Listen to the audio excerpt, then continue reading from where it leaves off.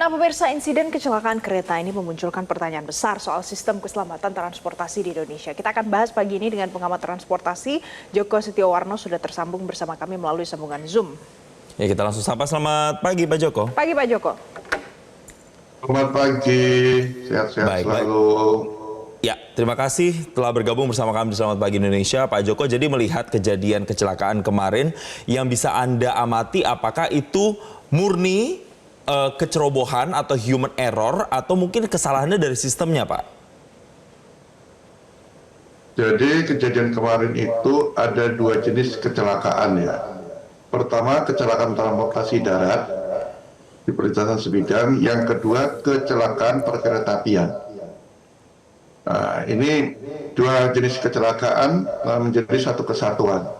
Tetapi yang mengkhawatirkan itu justru kecelakaan yang di transportasi darat, terutama di perlintasan sebidang. Jadi ini kategori bukan kereta api.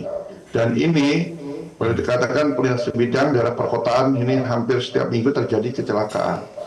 Bahkan akhir ini yang terlibat bukan hanya kendaraan biasa, truk sudah mulai terlibat. Tadi malam terjadi kecelakaan truk di daerah Blitar di perlintasan sebidang. Banyaknya perlintasan sebidang yang liar ini sangat mengkhawatirkan. Ya, jadi boleh katakan sekarang kondisinya darurat perlintasan sebidang. Nah, ini harus ditindak tegas seperti tadi kita lihat. Ini mestinya perlintasan seperti ini segera ditutup. Cuman persoalan tidak mudah menutup seperti itu. Kita lihat ada 30 orang yang bekerja, berarti kalau ditutup 30 orang tidak dapat pekerjaan lagi. Ini menjadi persoalan sosial sekarang.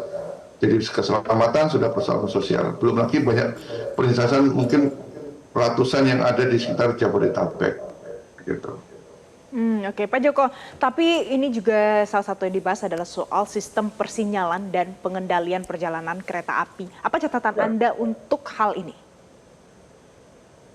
Ya, saya kira memang perlu modernisasi ya masalah persinyalan ini, dan sistem-sistem yang ada. Saya kira dengan kejadian seperti ini harus dilakukan modernisasi persinyalan, dan mungkin nanti lebih detailnya kita tunggulah dari hasil investigasi KNKT sejauh mana sistem ini harus dirubah.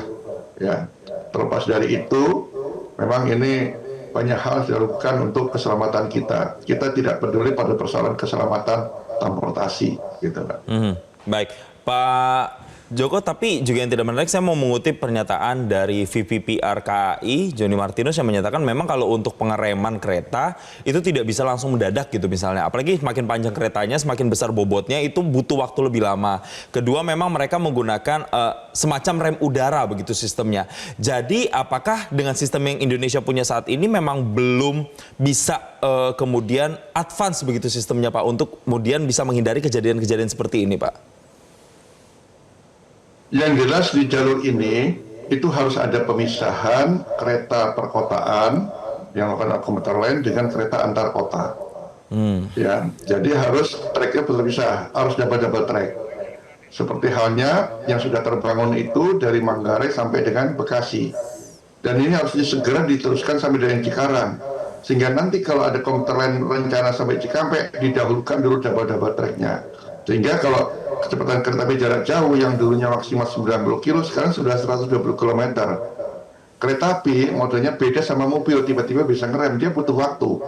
Dengan kecepatan 120, dia butuh paling tidak hampir 1 km dia untuk berhenti. Jadi sistem apapun kalau gabungan seperti ini menjadi persoalan sendiri, gitu loh. Ya, jadi memisahkan dulu tadi. Ya memang dalam hal persinyalan tadi saya katakan kita perlu modernisasi lah. Tapi kan anggarannya dari mana? Anggaran kita, sekarang kami sudah ingatkan tahun lalu bahwa efisiensi itu boleh, silakanlah negara mau operasi yang jangan melakukan pemangkasan terhadap program keselamatan. Ternyata anggaran keselamatan kita itu di Kementerian Perhubungan dipangkas, dan Menteri Perhubungannya juga tidak mengingatkan Presiden dan Menteri Keuangan. Ya, akhirnya seperti ini yang terjadi. Ya, meskipun kemarin Presiden bilang 4 triliun untuk perlintasan sebidang, itu belum menyelesaikan masalah. Uangnya dari mana? Sekarang kan Pak Joko, kita prioritasnya terus terang aja, kita kan BPNPB berbesar. Ini jadi persoalan gitu loh.